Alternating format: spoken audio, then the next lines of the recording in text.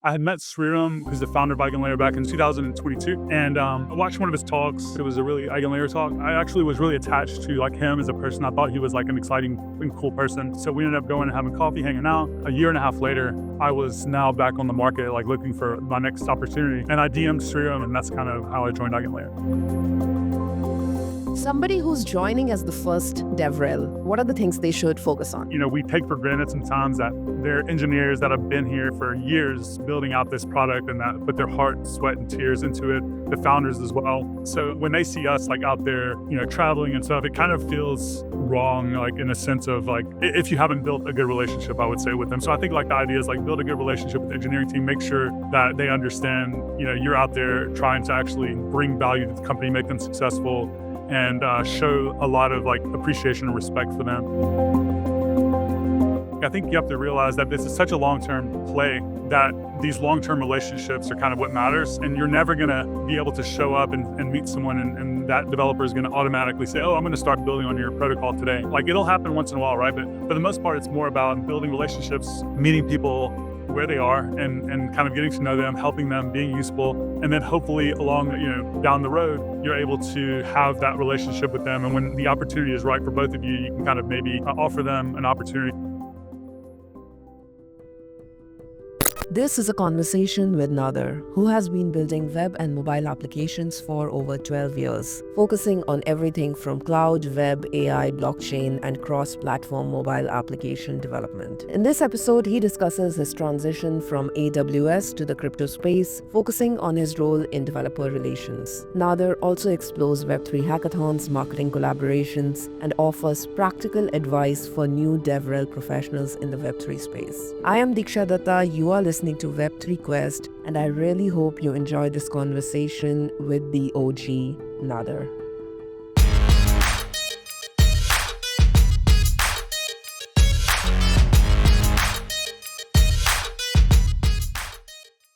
So actually, this is our second episode on, with a DevRel. The first one we did was last year with Rahat when he was with Bioeconomy, and we touched upon what actually a DevRel does.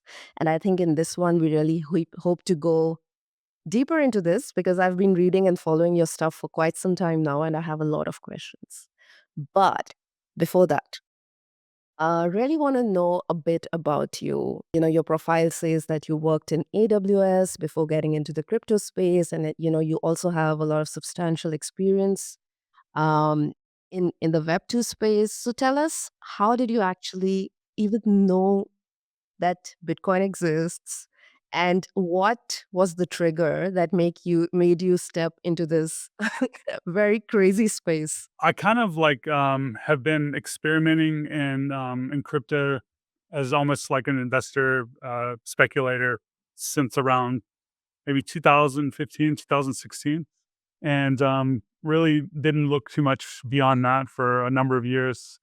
So I would say over the course of like 5 years, I was just kind of buying and selling and interested in mainly that. And what really got my interest was when I heard about the Graph protocol.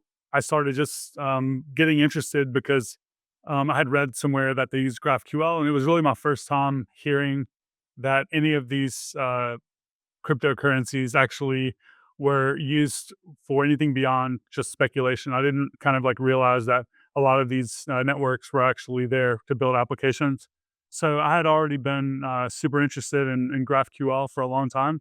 So I had then wanted to dive deeper into the graph. So I started looking into the founders and I started watching some of his videos. And then I started learning about Web3, and one thing led to another.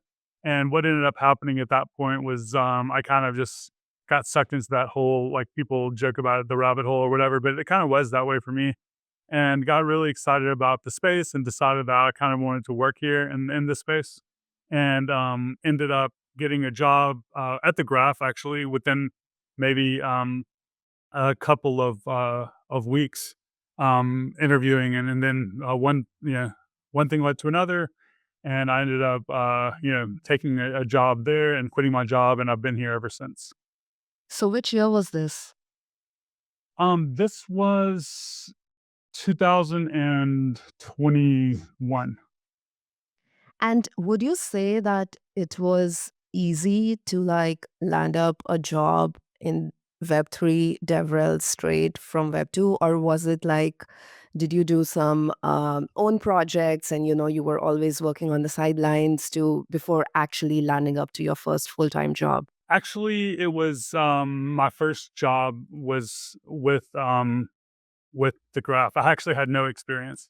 And that was kind of my concern when I was thinking about getting a job in the space, because I was like, why would they hire me? I don't have any experience, right? So um what ended up what I ended up realizing, especially in 2021, is that there was so much demand for like talent, that they were willing to kind of bring in people that were like high potential and that were maybe specialized in some things but didn't know everything. And because I had been specializing in GraphQL for a number of years, I'd written a book about GraphQL. The graph said, okay, we can teach you all this other stuff. You know GraphQL really well. Um, and they were like, "Okay, we're gonna like give you a shot," and then that's what happened. So I kind of got my first job with the graph based on my GraphQL knowledge. And curiosity. Yeah, I think it's pretty much changed, the space like now. When I talk to a lot of people who are like trying to enter the space, because most of the bigger projects like always need some experience from people from within the space. Okay, cool. So now you're with EigenLayer. Tell us, why did you choose to work with EigenLayer? And then explain to us EigenLayer as if you would explain it to somebody from non-crypto space. Got it. Yes. So with EigenLayer, I had met Sriram, who's the founder of EigenLayer, back in 2021. I'm sorry, 2022.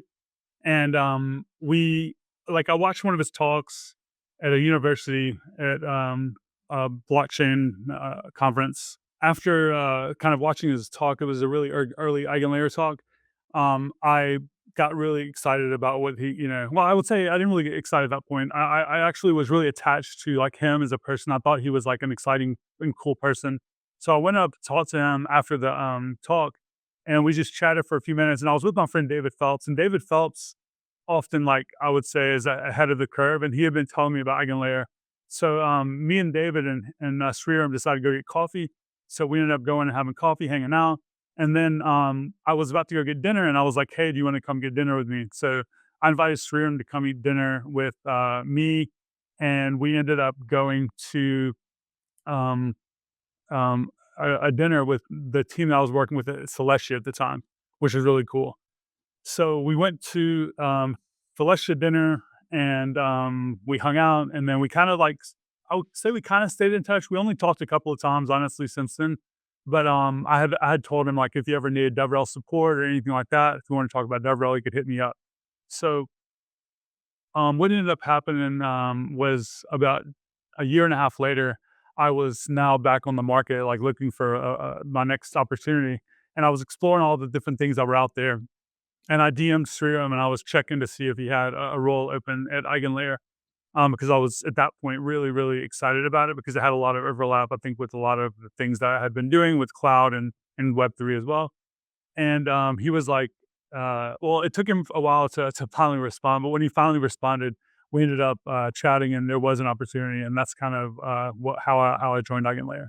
EigenLayer, the way I look at it, and essentially this is kind of the reason it exists. It's basically a developer platform to more easily and more like faster and also cheaper way to build decentralized services or verifiable services.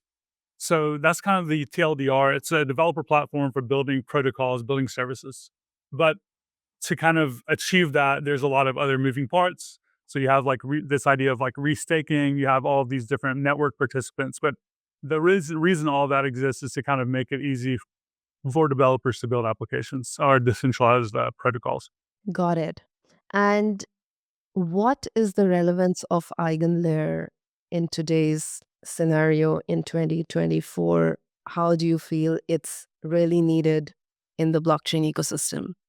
So basically, I would say there is a evolution of how we're building blockchain networks, but also blockchain applications.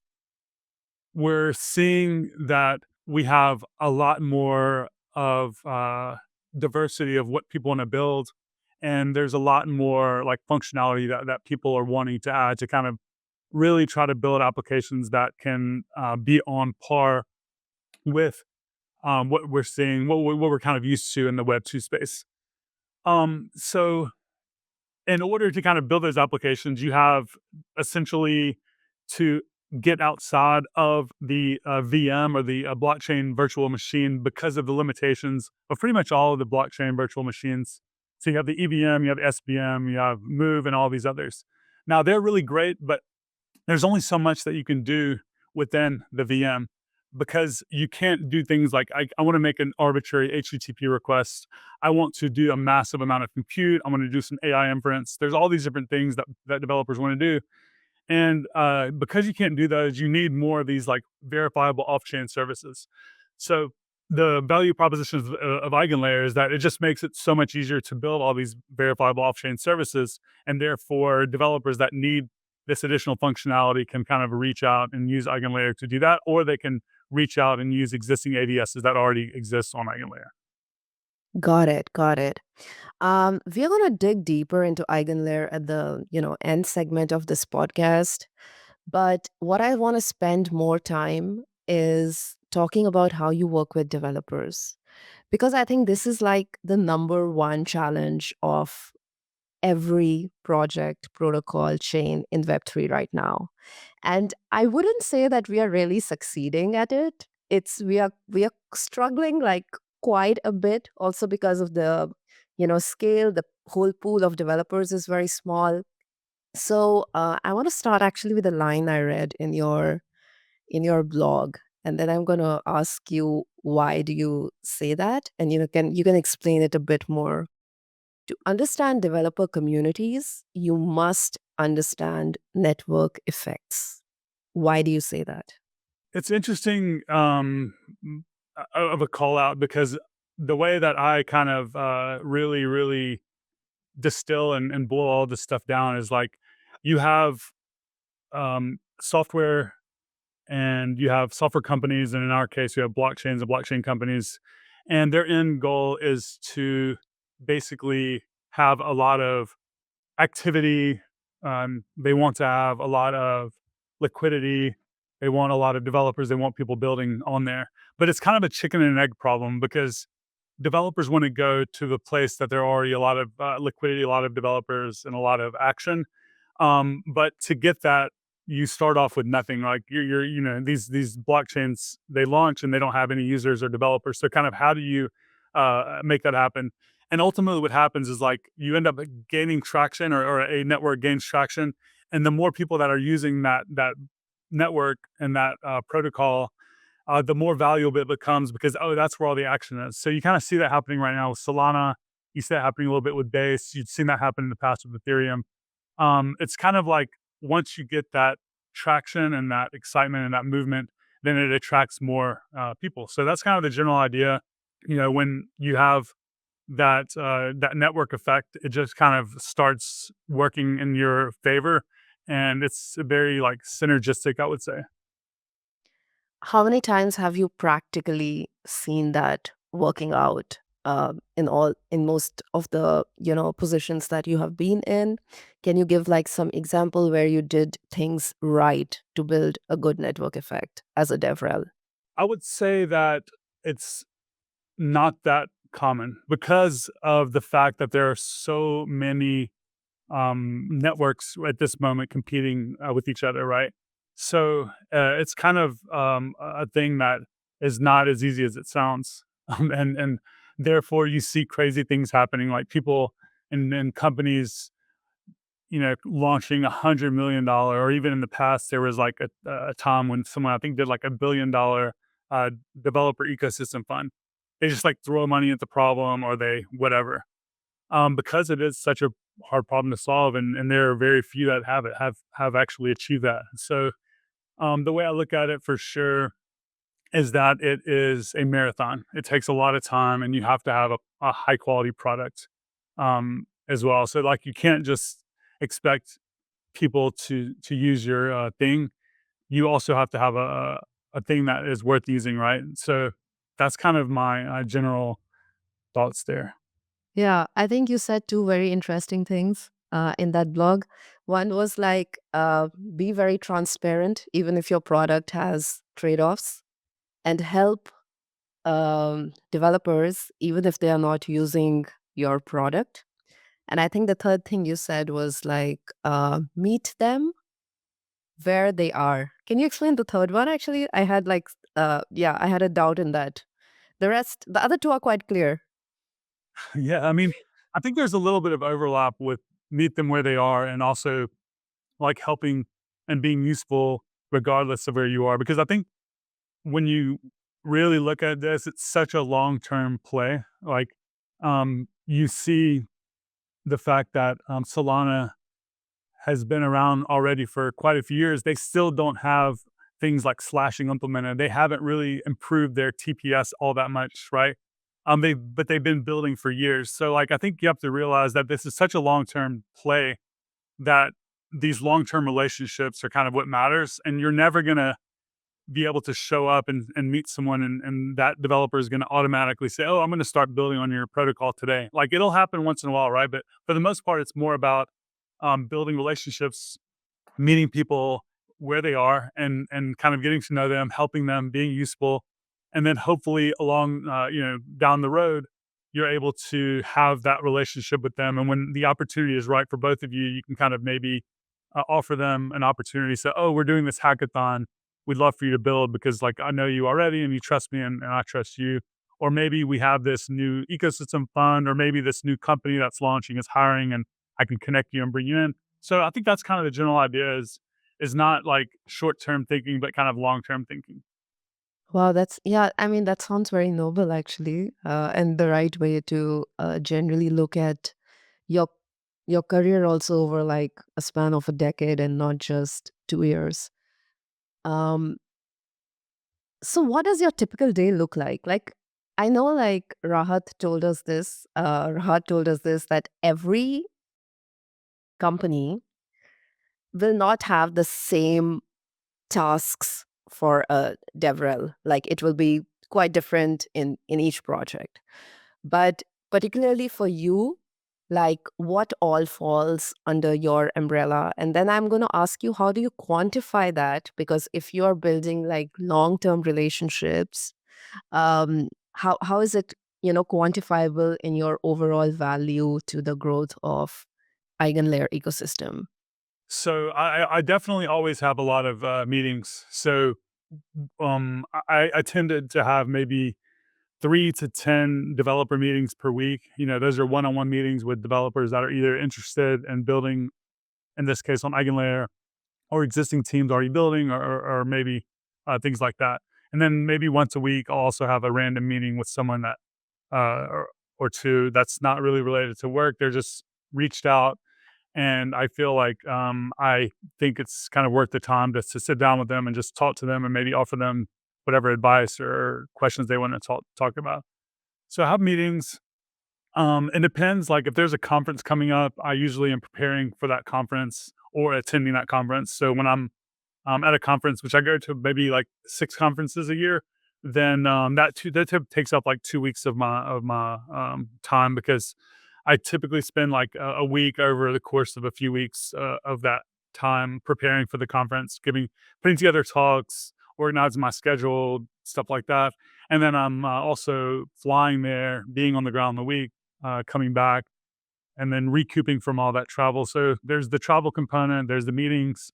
I in the past was writing quite a bit of code up until I joined actually Eigen Labs. I had a very long streak of code commits. So I was doing a lot of like coding, and I still do a fair amount of coding, but maybe not as much as I would like. So there's that. And then also, I would say I'm always doing some type of content creation.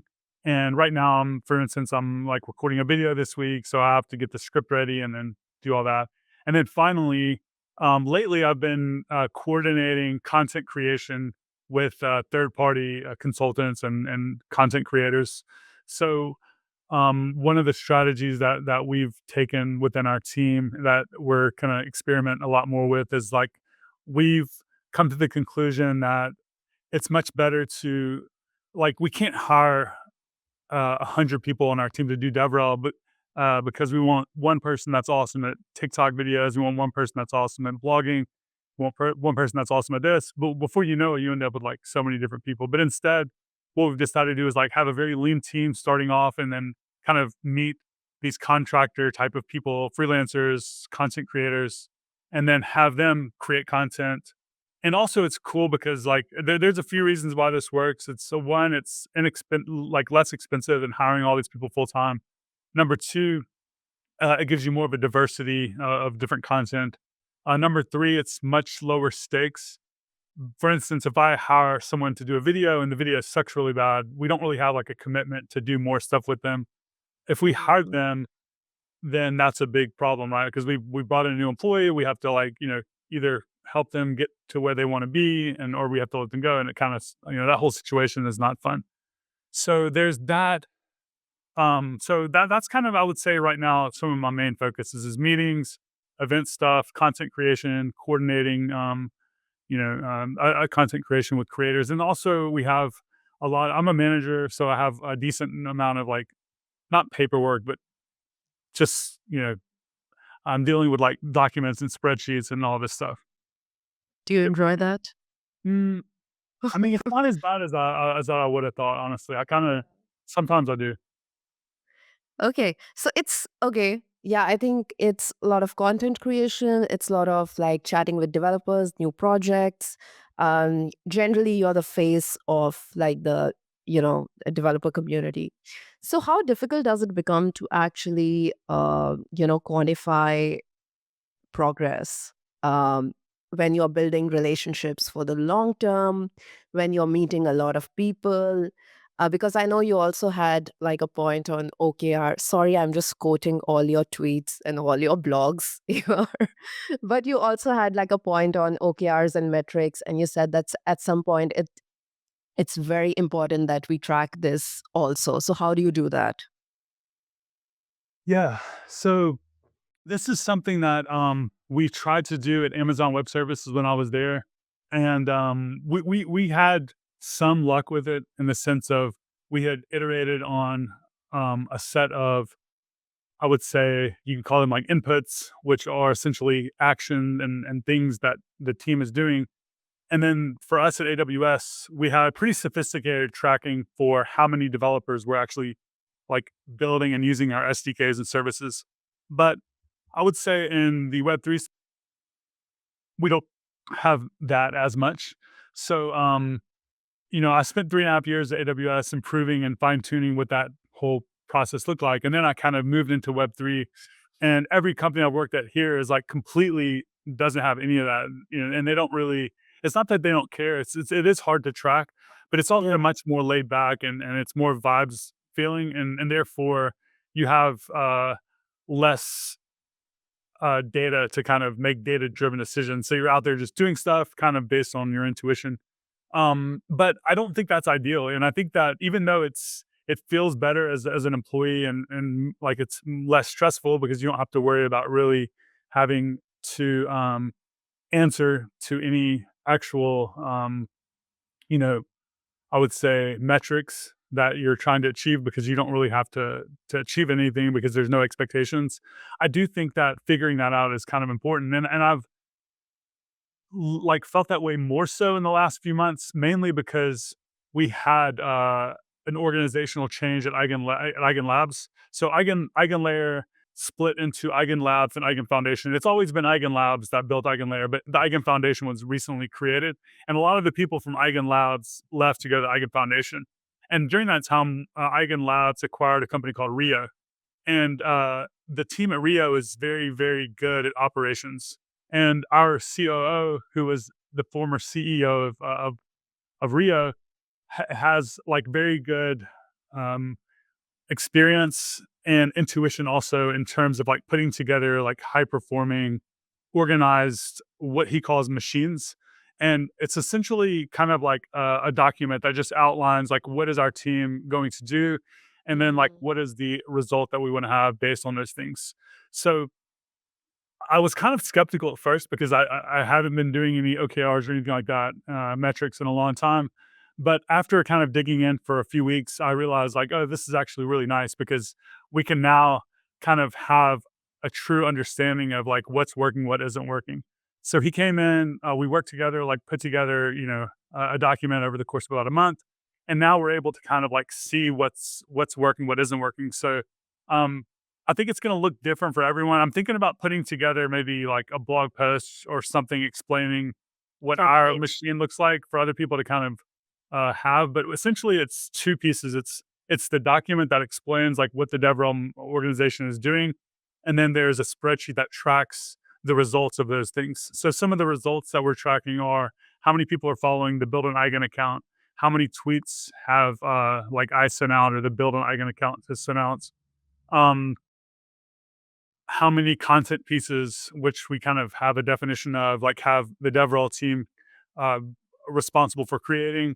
But ultimately, the main thing for us is how many what we call developer qualified leads, or how many like high potential developers do we have building on EigenLayer. And in order to track that, you also need like CRM type of stuff. So Mm. like that is another piece that is more like traditional software. Like Yes. when you talk to companies in Web3, they don't often have all of these things in place. But we have, yeah, this document, we have the spreadsheet, and we have essentially a CRM where we kind of keep up with all this. And now I can go and I can say, oh, I haven't talked to this team in like a week. Let me check on them. Or maybe I can say, I wasn't here last week, but someone else was, and they had a meeting with them, and I can see all the notes that they had. So it's pretty organized. It's kind of about finding striking that balance between organization and not being organized. Yeah. No, I think that would be like a great value add to anybody. Like if there's a sort of template and you just like publish it and be like, hey guys, this is a good way to track everything, like your developer ecosystem. Okay. Somebody who's joining as the first DevRel, what are the three things they should focus on? Like if I'm joining as the first DevRel of a company, what are the three things I should focus on firstly? What should I do? Like, That's a good question. I think it depends for sure. But if I had to kind of just give a general broad answer, your first thing you might do would be to deeply understand the product and the company and the vision and the goals of the founder and all that stuff in order to be able to essentially speak on the behalf of the company. So you really want to, and then probably you would want to sit down and have meetings with the engineers and the teams that are kind of responsible for building the product. Because one thing that you have to keep in mind is that we are almost kind of like the outward facing spokespersons of our companies, and we take for granted sometimes that they're engineers that have been here for years building out this product and that put their heart, sweat, and tears into it, the founders as well. And then they might see us like out there giving a talk, and like we're not doing, in their opinion, and I agree with them honestly, like work that is as tough as what they're doing. Like a lot of these engineers are grinding like 60, 70, 80 hour, 90 hour weeks. I mean, I've been there when I was doing engineering, right?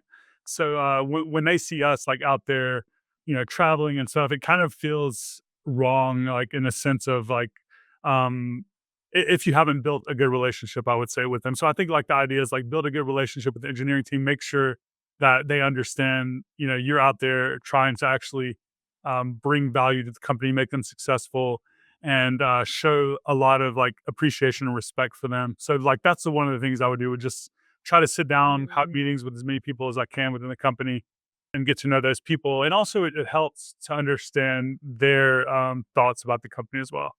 So yeah, that's more like organizational, like getting to know the company type of stuff. But in terms of like being effective in DevRel, I mean, the first thing you might do would be to put together like a good content piece about the company and why you joined it and why you're excited about it, to kind of put that out there to the world. Maybe introduce that to them. You might format that into a couple of things. You might do a blog post, a video, conference talk. with the same information, just put it out there in a few different ways. And then from there, it's kind of like a lot of things. Then you're kind of now just getting settled into your DevRel role, and you're probably going to want to do all the different things that the DevRel is expected to do. So that is there's a lot there. Yeah, yeah. I think it's a lot of like cross-functional work, like with different teams. Okay, now I'm going to ask you a question. We got a very interesting answer last time. How well does DevRel work with marketing? I think that there's definitely a lot of overlap there because this isn't marketing a car where marketing is strictly for consumers. We're marketing for developers, and you could consider maybe consumers, people that want to understand like why we're here. So you have like more diversity of like the types of people that you're trying to hit. And because we're developer relations, and because most of the protocols that we're working on, the consumers and the users are actually developers, there has to be overlap, in my opinion, to some extent. Unless you're building like an app. Like if you're a DevRel for an app, I don't even know why they would have a DevRel actually, right? So like maybe that doesn't even make sense. But yeah, if you're a DevRel, then you're probably on a company that the marketing is actually meant for developers for the most part. I guess there's definitely nuance there. I guess Coinbase is an example of like they have products that are consumer facing, and then they also have APIs that are developer facing. Yeah, I guess it really kind of depends. But still, that would mean there's overlap between DevRel and marketing in some space. So yeah, I think I like to work pretty closely with marketing.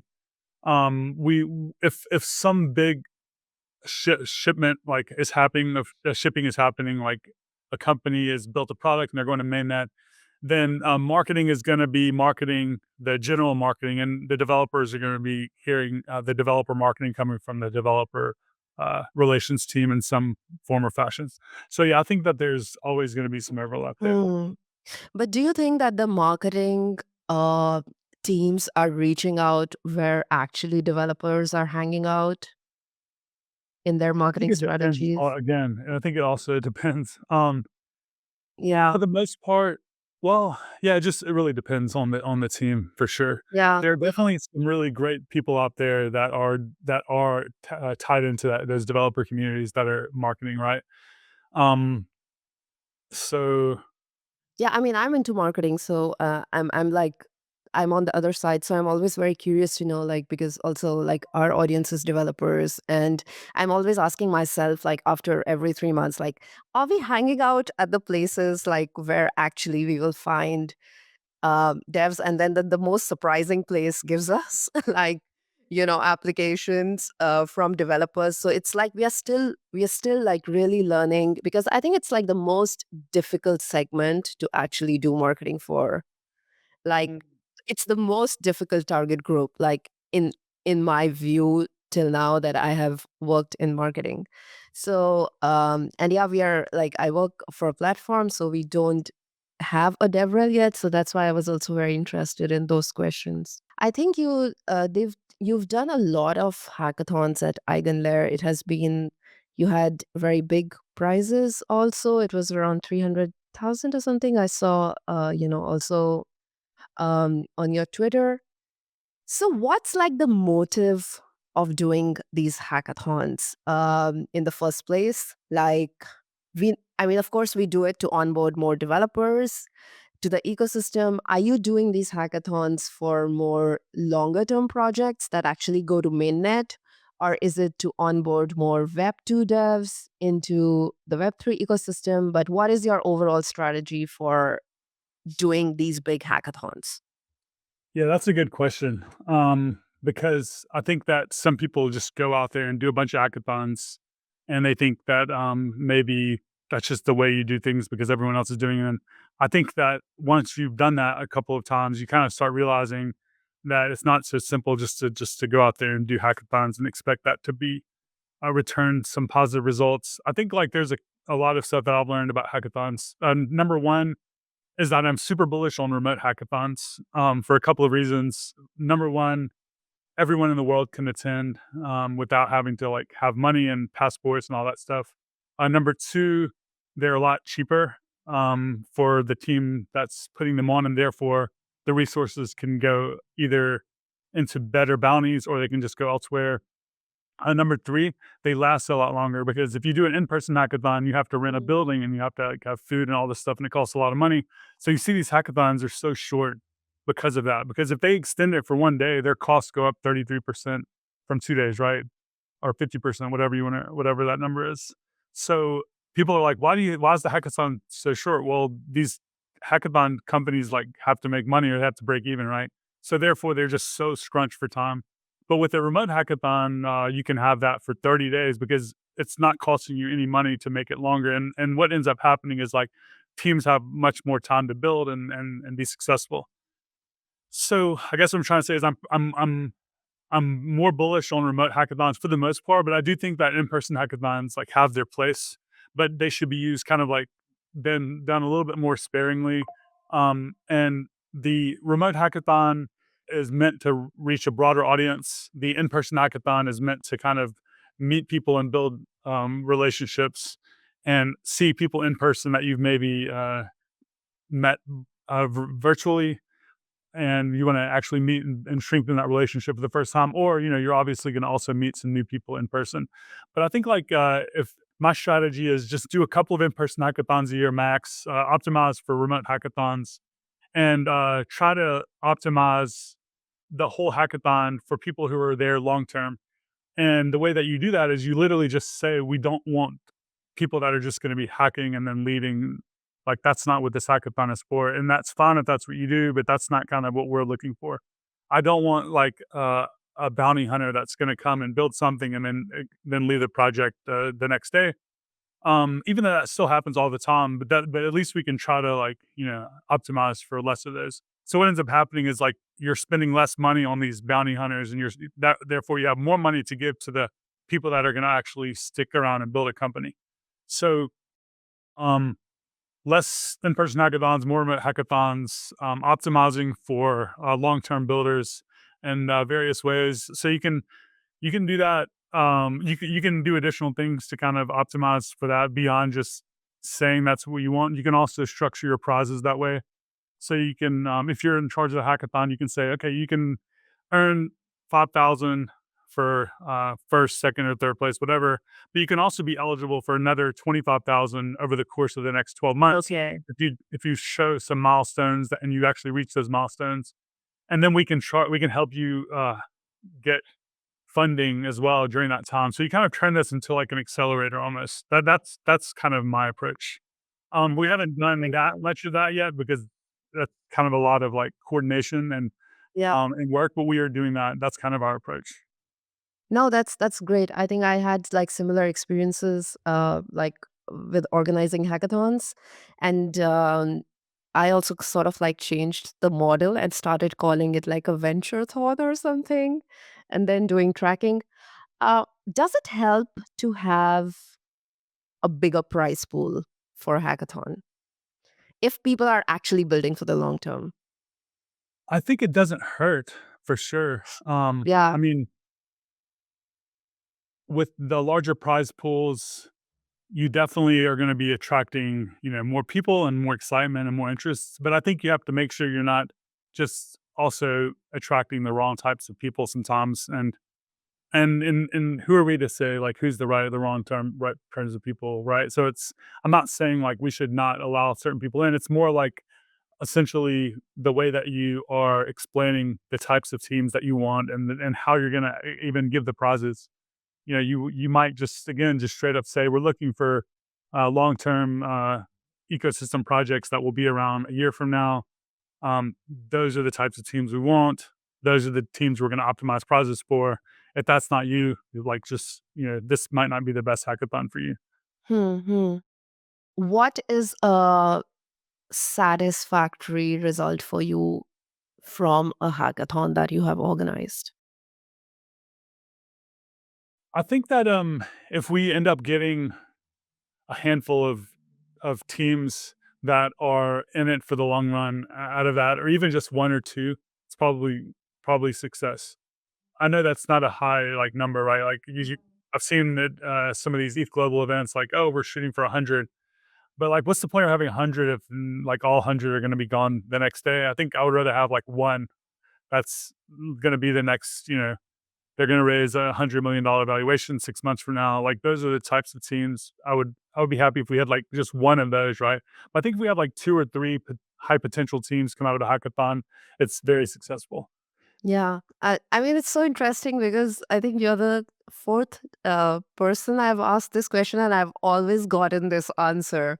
Oh, One, two, or maximum I think three. Let's, we're all realizing the same thing. We all been here long enough. yeah. So probably like we need to change the whole hackathon model and call it like something else because I I don't know, like, how many hackathons happen in a year? I don't even know, like, in the crypto space. It's insane because many people are participating at 3 hackathons at the same time. Sometimes I feel that, and, yeah, that's kind of, This point's definitely gotten a lot. okay, So at this point, it's impossible to even keep track of because even right now, there's like 4 or 5 hackathons happening just within the EigenLayer. margin.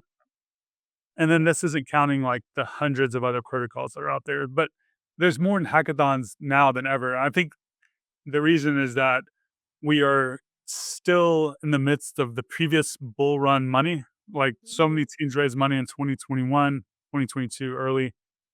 They're still deploying that and trying to kind of, and then also a lot of new teams have raised money, and everyone's all doing the same thing, kind of, right? So I think that's why. So if you're a hacker and you are a bounty hunter and you are like really good at writing code and you can ship something within 2 days, you can probably make a lot of money just by going from hackathon to hackathon. And that's true, people are doing that. Ah,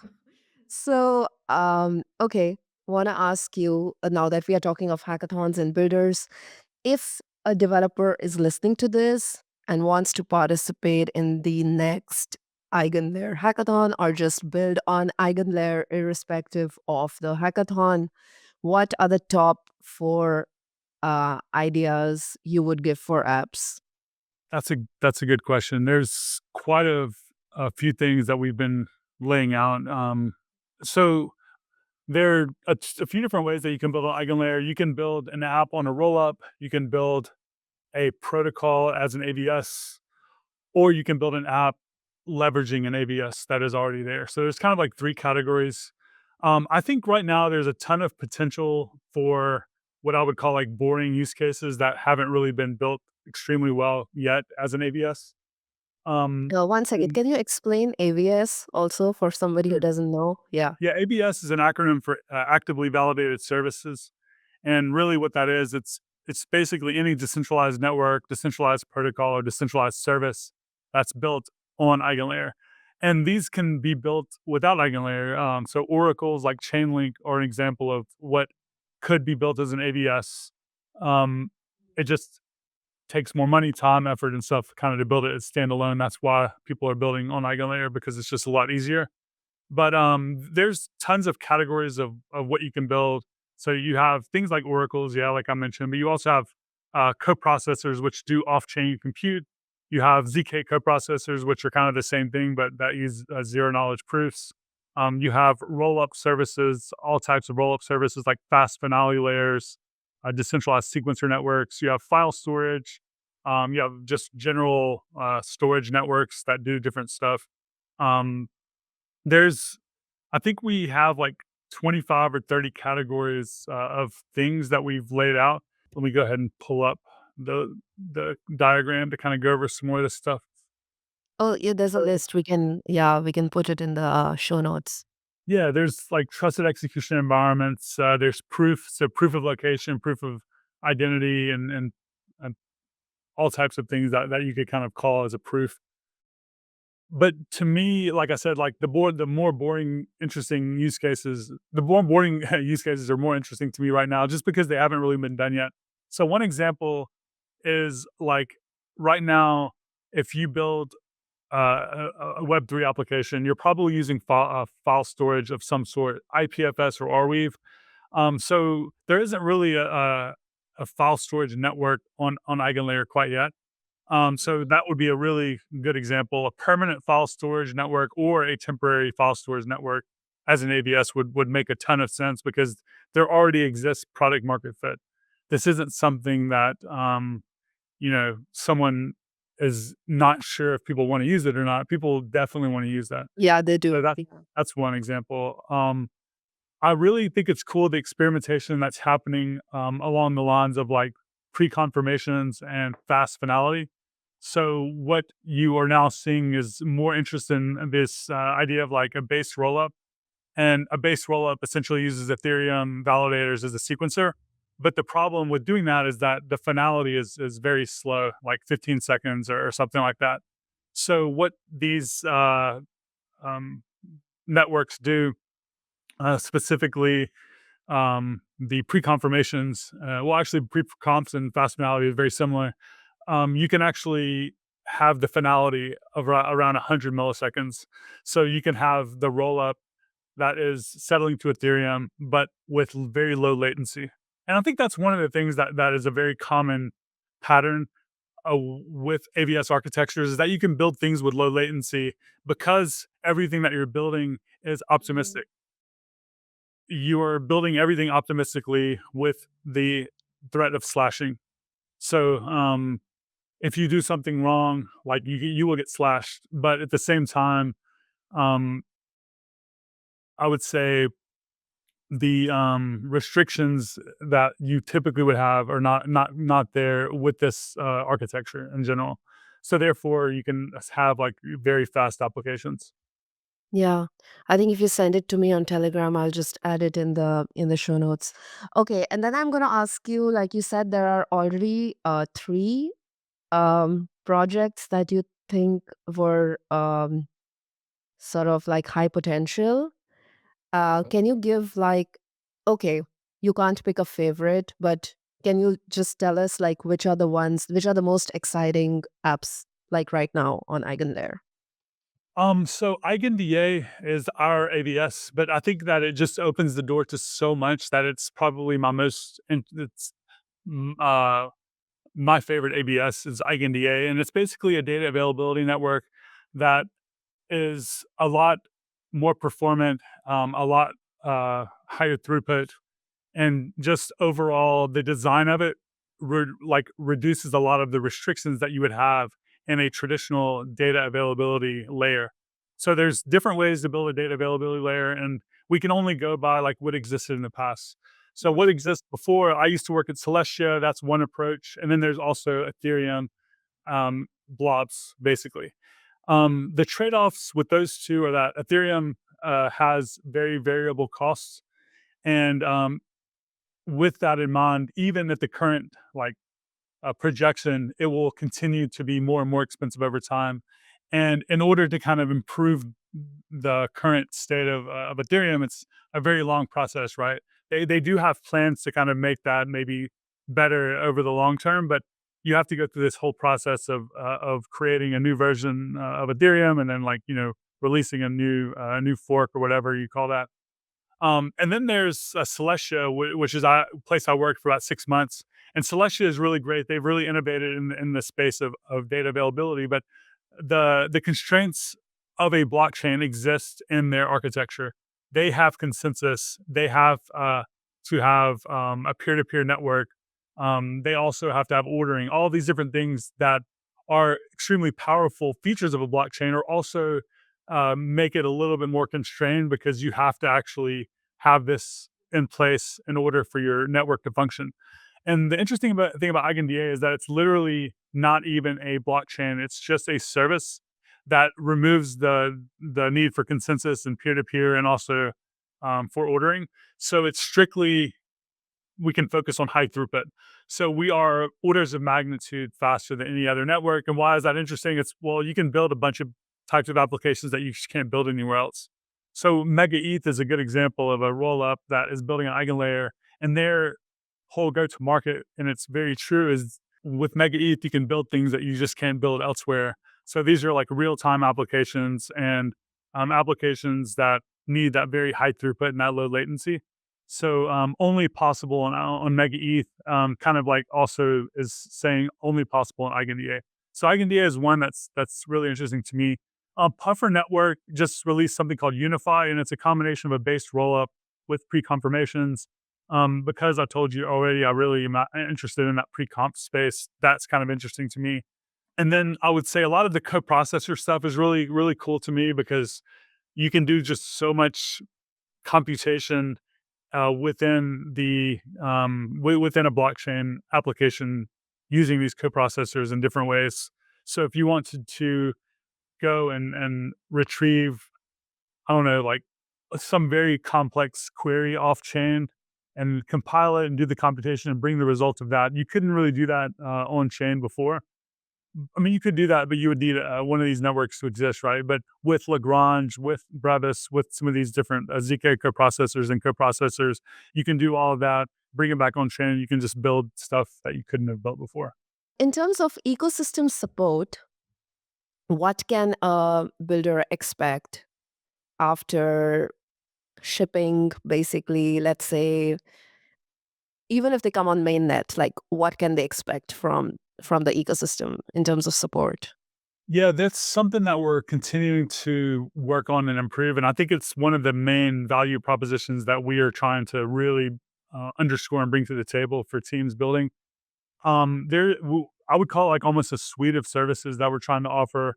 On the DevRel side, we do DevRel consulting, we do content creation, we do event coordination and all sorts of stuff. So, for instance, with the event part, we're hosting a couple of events at all of the major events, and we're going to be doing bigger and bigger events in the future. But for instance, Bangkok, we have AVS Day we're hosting, and we're also going to be co-hosting Alt Layer Rollup Day. So we've invited all of the AVSs that are there to come present and speak. We pay for the whole event. It's an opportunity for them to get together, but also to talk about what they're building and kind of have awareness and stuff. With DevRel stuff, we are working with right now about a half dozen content creators. We're trying to ramp that up to about 25 of people that are out there creating content to explain and help people understand and how to build with all the different EigenLayer products. So if you build an ABS, then we're going to hire, we have people already actually that are out there creating videos and threads and reference architectures and things like that, even giving talks at events to kind of help them become successful. We do business development, we do marketing support. We have a finance team that connects over 100 venture capitalists and investors to teams within the EigenLayer ecosystem that are looking to raise money. We have engineering support. We have a couple of solutions engineers where we're hiring 4 more, and the engineers are there to kind of answer questions, debug, jump into your code base, and help you become successful. That's some of the stuff we're doing, and we're not like 100% there yet with all of that. In the sense of like I mentioned, we only have like 1 or 2 solutions engineers now. We need more, but we're going to continue ramping that up because I think when someone wants to like build an EigenLayer, one of the things we want to present to them is this whole list of things that we can help them with beyond just the product itself. Yeah, I think it could work really well with your idea of remote hackathons and then this whole 12-month performance thing and then, whatever you're offering sounds great. Okay, now a little bit of like I'm going to come to the lighter stuff. You also tweeted something about criticism, and I think you said that it's I don't remember the whole tweet, but it was something like it's you should take it well when it comes to you. So personally, how do you look at it? Like, how do you know if it's coming in a good way, and how do you differentiate that it's not constructive? It's like not demoralizing, and how do you deal with criticism personally? Yeah, so it's interesting with the internet at this point, and with Twitter, and with the ability to be anonymous.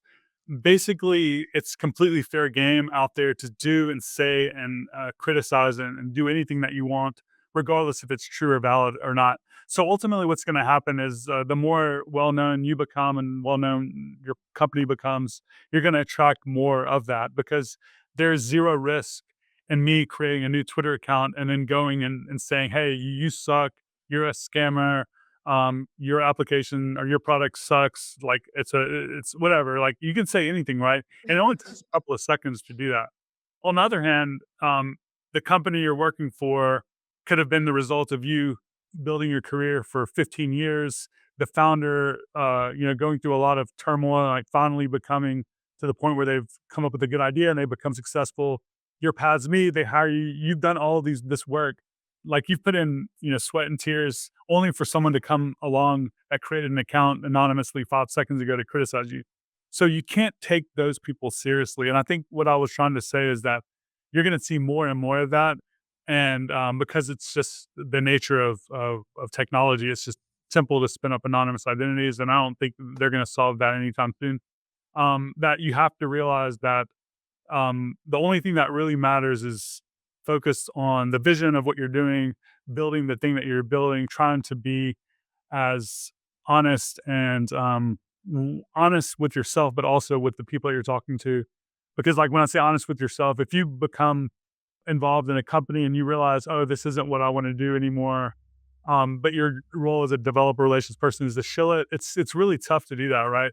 So, like, sometimes you end up having to leave and go work somewhere else, stuff like that. But in general, I'm kind of going off on a ramble here, but the general idea was like just to completely tune it all out, only focus on the work that you're doing, because that noise just starts to drown out over time if you just don't pay much attention to it. And you just need to, like, not lose focus based on that type of criticism, I would say. And if someone says something that is true, then it's an opportunity to improve and to kind of make a change and to continue moving forward, but not to have like too much regret. Like, oh, this person criticized me and they pointed something out that they're right about. Just go fix it and kind of use that as an opportunity to learn instead of. I think what you see is like a lot of people getting super defensive Yes. online. So there's zero reason to be defensive, in my opinion. I think, right, because if someone is saying something that isn't true, you can ignore it. If they're saying something that is true, you can acknowledge it. But there's no Yeah. reason to kind of get defensive. I mean, there's obviously trolls out there that are saying negative things for their own benefit. But again, those are the trolls, and those are the people you ignore. Sometimes there's even 5% truth in any kind of criticism that you receive, and you can always pick that up and work on something. Is it true that you wake up at 4 a.m.? I mean, I typically wake up at 5 a.m. actually. Okay. Um, for the most part, I go to the gym at 5 a.m. Multiple times per week, usually three times per week lately. And I wake up at 5, do that, and then off to work around 7:15. I have to drop my kids off at school in the morning, and then I'm in my office at 8. And I usually work till 6:30. That's typically my day-to-day schedule. Oh, wow. Okay, that's very inspiring. Okay, just one last question, and then we go to some like quick rapid fire stuff. How important? Okay, so the question is like, how important do you feel it is for somebody in your position to have celebrated online presence, or do you feel that you can be a good DevRel even without having an online presence on Twitter or conferences, etc.? Yes, for sure. I think you can definitely have and be super impactful without an online presence, but Okay, wow. you still need a way to get your information out there in some way. So that means someone on your in your company needs to have that microphone. I think. I mean, that's my conclusion, and that's my thoughts at this point, because your company might have a very large following that you can then use to kind of share, but you do have to have a place to kind of get your information out there to the world, or else no one's going to know that you're doing anything. Obviously, if you have a large following, that helps a lot, and I can't sit here and act like I don't haven't gotten better opportunities based on that.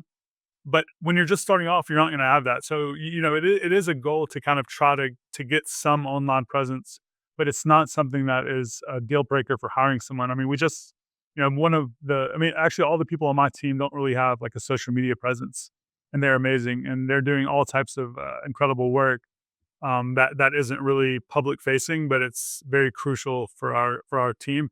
And then the one person who does have the voice at the moment, me, I can share their stuff, or we Yes. have other accounts that can share their stuff. Yeah, because they have you, right? So you are like, now they have the time to focus on other things. It's like basically a CEO, I think. Like the CEO is raising money so that everybody else can do their work in the company. Okay. Exactly. So now questions for you.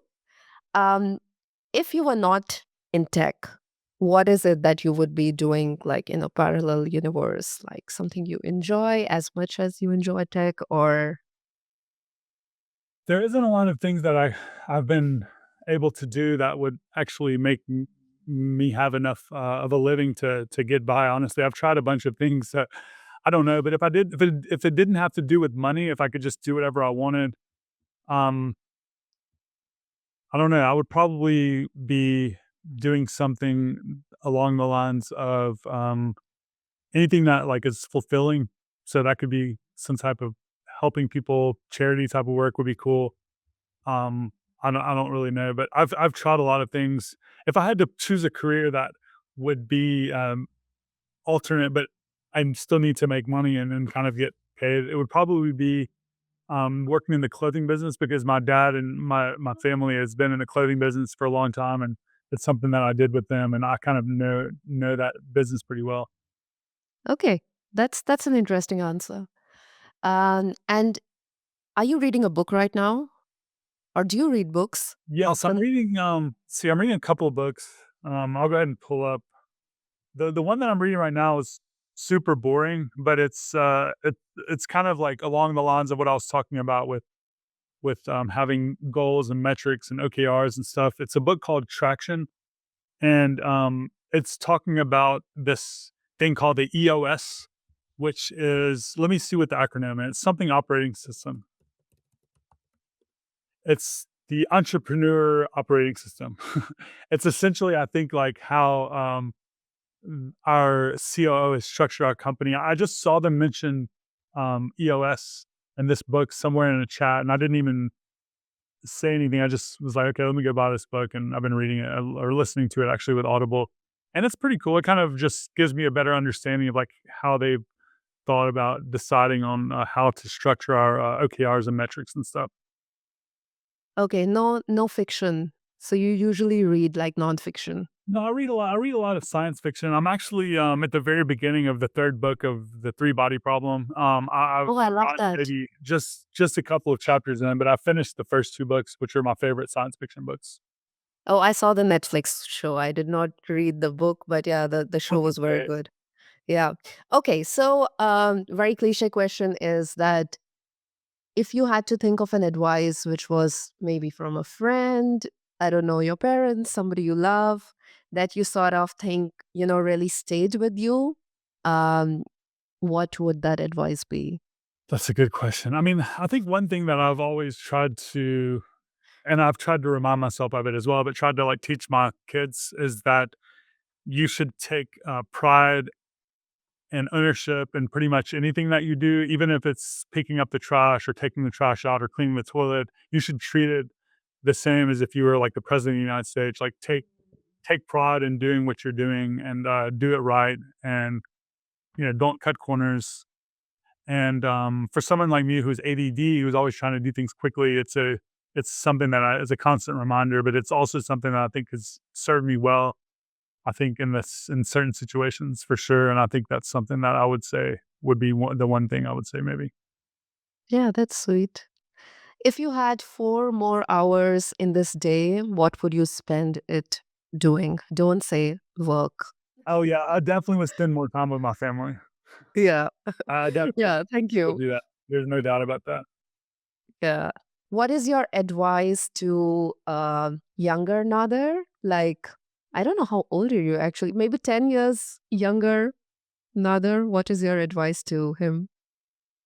So I actually would go back 20 years and I would say start learning how to code because I didn't start learning how to code until I was pretty old. Like, not old, but I was 30 when I first got into coding. So I would go back another 10 years and I would say, hey, just forget about all this other stuff, learn how to code. And I would have gotten into it earlier. Okay. And last question is money or fame Money, or for sure. money? Okay, that makes sense. Okay, Nader, so this was really fun talking to you. I mean, I asked you like so many questions and got to know you a little better, and you're doing great work. I have to say I love your timeline, not just because it's all about Web3, but it's also like you share a lot of stuff like outside the industry as well, and I really enjoy it. So keep writing and keep sharing, and thank you for all the time, and all the best with um, the rest of the year and years ahead. Thank you so much. It was really nice to be here, and thank you for having me.